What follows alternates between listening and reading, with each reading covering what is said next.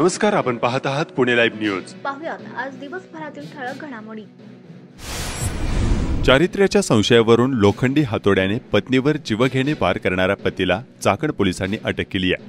ही घटना बुधवारी पहाटे नाणेकरवाडी चाकण तालुकाखेड या ठिकाणी घडली.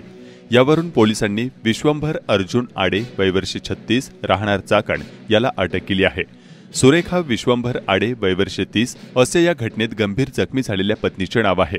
चाकण पोलीस ठाण्यात गजानन चव्हाण वय वर्ष 28 राहणार चाकण यांनी फिर्याद दिली आहे. पोलिसांनी दिलेल्या माहितीनुसार फिर्यादी यांच्या बहिणीवर पतीने चारित्र्यावर संशय घेतला. त्याच रागातून त्याने लोखंडी हातोड्याने डोक्याजवळ आणि कानावर मारून पत्नीला गंभीर जखमी केले. यावरून चाकण पोलीस ठाण्यात गुन्हा दाखल करण्यात आला असून पोलीस पुढील तपास करत आहेत. किरकोळ वादाच्या कारणावरून एकावर चाकूने वार करण्यात आल्याची घटना खेड तालुक्यात चास या ठिकाणी घडली आहे. रवींद्र मुरलीधर रत्नपारखी वय वर्ष 52 राहणार चास यांनी याबाबत खेड पोलिसांत तक्रार दिली आहे. त्यावरून सिद्धेश खंडू तनपुरे, आदित्य मारुती तनपुरे दोघेही राहणार आखारवाडी तनपुरे वस्ती तालुका खेड यांच्यावर खेड पोलिसांनी खुनाच्या प्रयत्नाचा गुन्हा दाखल केला आहे. जुन्या वादातून चास गावाच्या हद्दीत हुतात्मा राजगुरू स्मारकाजवळ फिर्यादी रवींद्र रत्नपारखी यांचा मुलगा शुभम रत्नपारखी याच्या पोटात आणि छातीवर चाकूने वार करून जीवे मारण्याचा प्रयत्न केल्याचं तक्रारीत नमूद करण्यात आलं आहे. तर खेड पोलीस याबाबतचा अधिक तपास करत आहेत.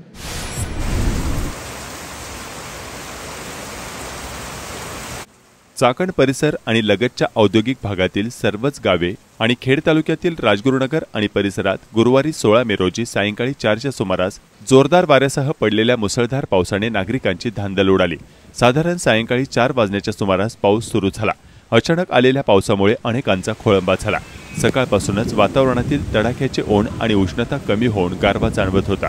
चाकण औद्योगिक भागातील कोरोळी तालुकाखेड भागात काही ठिकाणी महामार्गालगत असलेले होर्डिंग या वादळी पावसात कोसळल्याच्या घटना घडल्या आहेत. अनेक ठिकाणी वीज तारा तुटल्याने कोरोळी परिसरातील वीज पुरवठा विस्कळीत झाला आहे. चाकण औद्योगिक भागात कोरोळी येथील बागडे वस्ती परिसरात पुणे नाशिक महामार्गावर महाकाय होर्डिंग सोसाट्याच्या वाऱ्यासह अवकाळी पावसाने अचानक कोसळले आणि यामध्ये कोणतीही जीवितहानी झाली नसल्याचं स्थानिकांनी कळवलं आहे. यामुळे पुन्हा एकदा बेकायदा होर्डिंगचा प्रश्न ऐरणीवर आला आहे.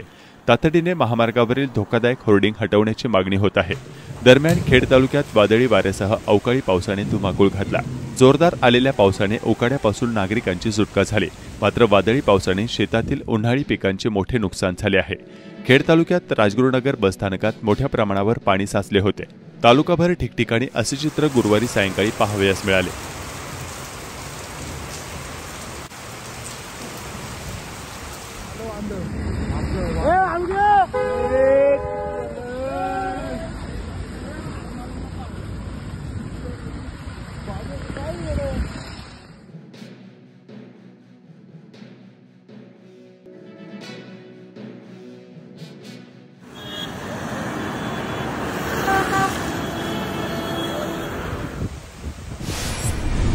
खेड तालुक्यात अवकाळी पावसाने उन्हाळी पिकांचे अतोनात नुकसान झाल्याच्या तक्रारी शेतकऱ्यांनी केल्या आहेत.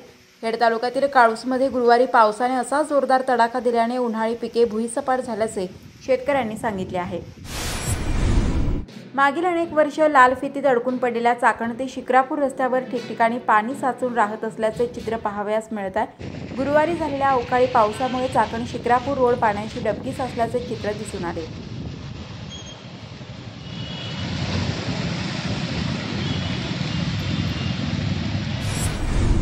गुरुवारी दिनांक 16 मे रोजी दुपारच्या सुमारास दौंडकरवाडी वन विभागाच्या हद्दीत काही कुत्र्यांनी मोरावर हल्ला करून ठार केल्याचे स्थानिक नागरिकांनी सांगितले आहे. वन विभागाच्या कर्मचाऱ्यांनी मृत मोराला ताब्यात घेतले आहे. चाकणच्या सभेत भिजल्यानंतर राज्याचे उपमुख्यमंत्री अजित पवार आजारी पडल्याने नंतर अचानक गायब झाले आहेत. राज्यातील सर्वच माध्यमांनी अजित पवार गायब असल्याच्या बातम्या चालवल्या आहेत. राज्याचे उपमुख्यमंत्री अजित पवार कुठे आहेत या संदर्भात समर्थकांना प्रश्न पडलाय. त्यामुळे समर्थकांबरोबरच विरोधकांकडूनही अजित पवारांच्या ठावठिकाण्याबद्दल प्रश्न विचारले जात आहेत. बुधवारी पंतप्रधान नरेंद्र मोदी महाराष्ट्र दौऱ्यावर होते. मात्र या दौऱ्यातील कोणत्याही कार्यक्रमाला अजित पवार उपस्थित राहिले नाहीत. आता अजित पवार कुठे आहेत या संदर्भात वेगवेगळे दावे केले जात आहेत. मात्र चाकण येथील शिवाजीराव आढळराव पाटील यांच्या सभेत भिजल्यानंतरच अजित पवार यांना घशाचं इन्फेक्शन होऊन ते आजारी पडल्याने त्यानंतर कुठल्याही जाहीर कार्यक्रमात दिसून आलेले नाहीत. चाकणची सांगता सभा अजित पवारांना चांगलीच जाचली असल्याची बाब समोर आली आहे। मात्र अजित पवार नॉट रिचेबल असले की ते नाराज आहेत अशा बातम्या राज्यभरातील सर्वच माध्यमांमध्ये दाखवल्या जात आहेत। शिरूर लोकसभा मतदारसंघात 2019च्या तुलनेत 2024 मध्ये मतदानाचा टक्का तब्बल 5.28% घसरला। हा घसरलेला टक्का कोणाच्या फायद्याचा आणि कोणाच्या तोट्याचा असणार याची उत्सुकता आहे। ऐन लोकसभा निवडणुकीच्या धामधुमी तडजोडीच्या राजकारणामुळे धनुष्यबाणाची साथ सोडून राष्ट्रवादीत आलेले माजी खासदार शिवाजीराव आढळराव पाटील यांच्या घड्याळाची टिकटिक वेग घेणार की विद्यमान खासदार डॉक्टर अमोल कोल्हे यांच्या तुतारीतून सहानुभूतीचे स्वर दुमदुमणार याची चर्चा शिरूर लोकसभा मतदारसंघासह खेड तालुक्यात रंगली आहे। आढळराव यांचे होम ग्राउंड असलेल्या आंबेगावात सर्वाधिक मतदान झाले आहे। आढळरावांच्या विजयाची भिस्त ही आंबेगावावरच अवलंबून असणार आहे। दुसरीकडे गृह तालुका असलेला ज्युनियर डॉक्टर अमोल कोल्हे यांना किती साथ देणार, भोसरी आणि हडपसर कोणाच्या पाठीशी राहणार यावरही त्यांच्या विजयाचे समीकरण ठरणार आहे। शिरूर लोकसभा मतदारसंघातील 6 पैकी 5 विधानसभा मतदारसंघात महायुतीचे आमदार होते। फक्त शिरूरचे आमदार ॲडव्होकेट अशोक पवार हे शरद पवारांच्या राष्ट्रवादीकडे आहेत। मतदानाचा टक्का घसरला की चिंता ही सत्ताधाऱ्यांची वाढते असा आजवरचा अनेकांचा अभ्यास सांगतो। त्यानुसार अमोल कोल्हे सलग दुसऱ्यांदा शिरूर लोकसभेचा घाट गाजवतील आणि दिल्लीत तुतारी फुंकतील असं बहुतांश राजकीय अभ्यासकांचं मत आहे। मात्र महायुतीची मतदारसंघातील ताकद आणि त्यांनी कागदावर केलेलं बेरजेचं राजकारण सत्यात उतरलं तर मात्र शिवाजी आढळराव खासदारकीचा चौकार मारू शकतात असा महायुतीच्या कार्यकर्त्यांना विश्वास आहे। यंदाच्या निवडणुकीत राजकीय नेत्यांचे काही एक ऐकायचं नाही अशी अनेक मतदारांची इच्छा होती। त्यामुळे शिरूर लोकसभा मतदारसंघातील मतदारांनी यंदा नेमकी कुणाला साथ दिली हे 4 जूनच्या निकालातूनच स्पष्ट होणार आहे। खेड तालुक्यात वन्य प्राण्यासाठी असणारे पाणवठे कोरडे ठाक पडले आहेत। राजगुरुनगर वन विभागाच्या वतीने 25 पाणवठे तयार करण्यात आले असून टँकरच्या सहाय्याने पाणी ओतून वन्यजीवांची तहान भागवण्यात येत असल्याची माहिती वनक्षेत्रपाल प्रदीप रौंधळ यांनी दिली।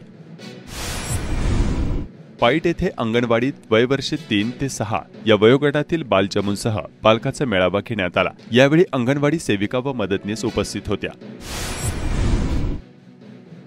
स्वर्गीय आमदार सुरेशभाऊ गोरे प्रतिष्ठान खेड तालुका व समस्त ग्रामस्थ मंडळी चाकण आयोजित भव्य सामुदायिक विवाह सोहळा सोमवार दिनांक 20 मे 2024 रोजी सायंकाळी 6:55 चाकण या ठिकाणी संपन्न होणार आहे। चाकण मार्केटमधील भव्य प्रांगणात संपन्न होत असलेल्या या सोहळ्याच्या भव्य मंडपाच्या कामाचा शुभारंभ आज गुरुवारी करण्यात आला आहे। यावेळी चाकणमधील सर्व पक्षीय पदाधिकारी आणि कार्यकर्ते उपस्थित होते।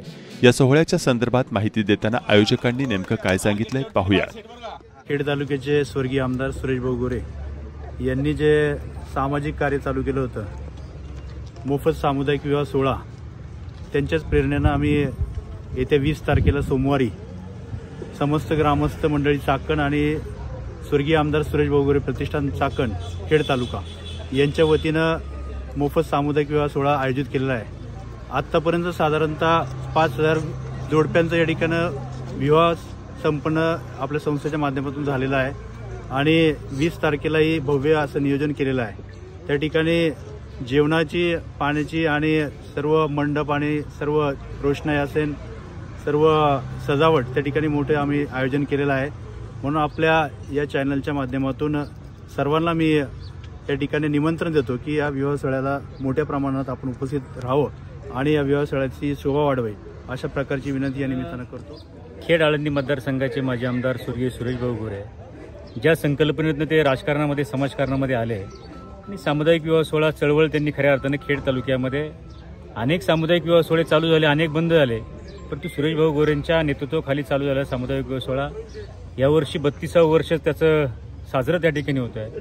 आणि आज जरी सुरेशभाऊ गोरे आपल्यामध्ये आहेत नसले, परंतु गोरे कुटुंब, स्वर्गीय सुरेशभाऊ गोरेंचा मित्रपरिवार आणि या चाकण आणि चाकणच्या पंचक्रोशीतील जनता यांना सुरेशभाऊ गोरेंचं स्मरण कायमस्वरूपी आहे आणि भाऊंच्या स्मरणार्थ भाऊंचं स्मरण ठेवून हा सामुदायिक विवाह सोहळा याही वर्षा मोठ्या प्रमाणामध्ये साजरा होणार आहे। आज तुम्ही बघा, एका बाजूला समाजामध्ये उंची उंची लग्न त्या ठिकाणी होतात, पण गोरगरिबांना आधार देण्याचं काम खऱ्या अर्थानं जे सुरेशभाऊ गोरेंनी जी भूमिका त्या ठिकाणी ठेवलेली आहे, त्याच भूमिकेतनं स्वर्गीय सुरेशभाऊ गोरेंचा मित्रपरिवार प्रतिष्ठान, गोरे परिवार आणि चाकणकर ग्रामस्थ त्याच्यामध्ये काम करतायत।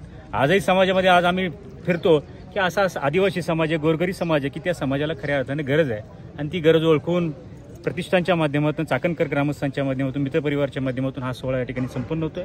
हे तर सुरुवात आहे। याही पुढच्या काळामध्ये अनेक मोठ्या स्वरूपामध्ये भाऊंचा विचार घेऊन, भाऊंच्या विचाराचा मित्रपरिवार निश्चितपणाने एक व्यापक स्वरूपामध्ये काम त्या ठिकाणी करेल।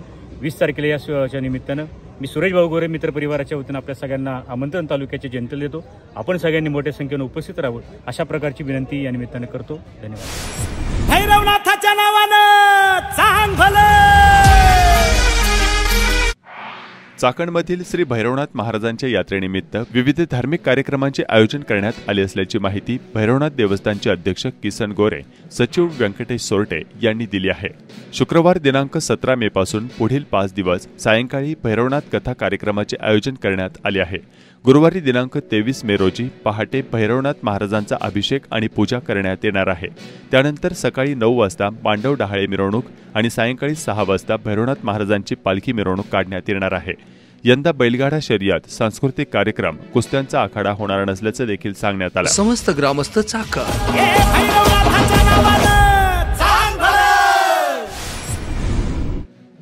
रोटरी डिस्ट्रिक्ट 3131 तर्फे व्होकेशनल एक्सलन्स अवॉर्ड सोहळा आयोजित करण्यात आला होता।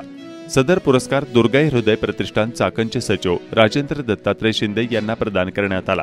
यावेळी रोटरीचे सर्व पदाधिकारी उपस्थित होते। नमस्कार, आपण पाहत आहात पुणे लाईव्ह न्यूज।